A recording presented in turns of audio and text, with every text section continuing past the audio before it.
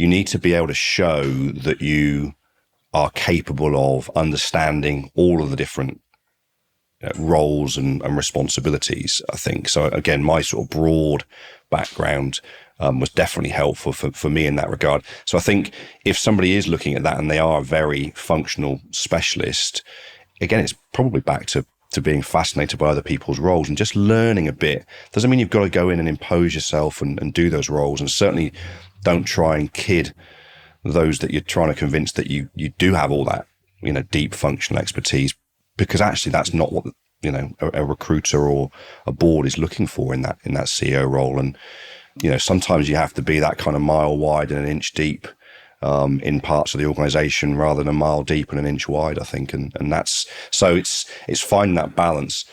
But again, it's about leadership skills, isn't it? And developing your own style of being authentic, understanding what's going to take to lead an organization. I remember people saying to me before I was in this role, oh, it's quite a lonely place to be a CEO.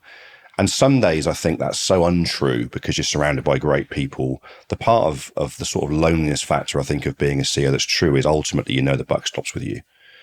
And you're going to get pressure from above, from a board and from shareholders or stakeholders, and you're going to get the pressure that you have to drive the organization and the team forward. And sometimes that can feel, like a lot of pressure. And you've either got to sort of take that and thrive and work, build your team to share that pressure with, or it can be, I think, overwhelming for people. It's not for everybody. I know a lot of people who think they want to be a CEO.